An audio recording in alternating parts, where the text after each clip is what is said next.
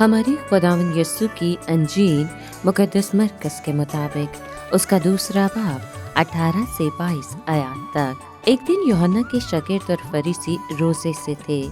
उन्होंने आकर यीशु से कहा कि इसका क्या सबब है कि यूहन्ना के शागिर्द और फरीसियों के शागिर्द तो रोज़ा रखते हैं, लेकिन तेरे शागिर्द रोज़ा नहीं रखते। यीशु ने उनसे कहा कि क्या बाराती जब तक कि दुल्हा उनके साथ है रोज़ा रख सकते हैं?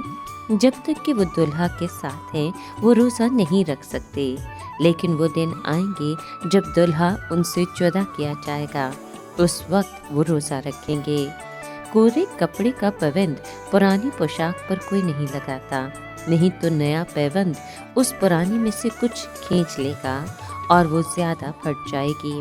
और नई मै को पुरानी मशकों में कोई नहीं भरता, नहीं तो मशकें मै से फट जाएंगी और मै और मशकें दोनों बर्बाद हो जाएंगी। बस नई मै नई मशकों में भरते हैं।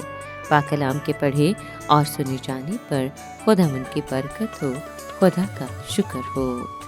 अजीज दोस्तों, आज के कलाम में हम सुनते हैं कि फरीसी एक मर्तबा फिर से मसीह यीशु पर नुक्ताचीनी करते हैं, जिनका ख्याल था कि यीशु के शागिर्दों को यहूदी रिवायत के मुताबिक रोज़ा रखना चाहिए। वो ज़्यादातर रसूमाती मज़हब पर जोर देते थे, जैसा कि आजकल भी अक्सर देखने में आता है।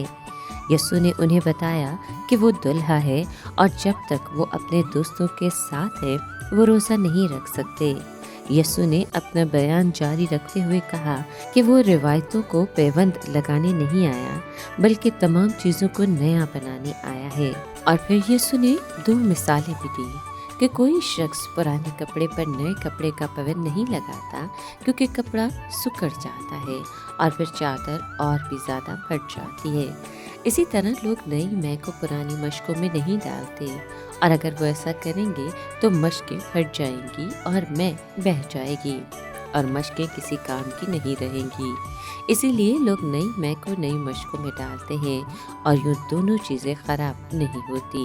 इन मिसालों से मसीह यीशु ये बताना चाहते थे कि किसी को यीशु के पैरोकारों से ये तवक्को नहीं करनी चाहिए कि वो यहूदी मज़हब के रस्म व रिवाज पर अमल करें, जैसा कि रोज़ा रखने का रवाज।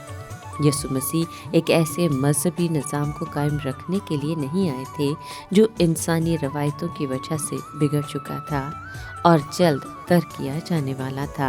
इसकी बजाय यीशु इबादत के एक नए तरीके को कायम करने आए थे। इसलिए वो कह सकते थे कि वो पुरानी चादर पर नया पैबंद लगाने और पुरानी मशकों में नई मै डालने के लिए नहीं आए।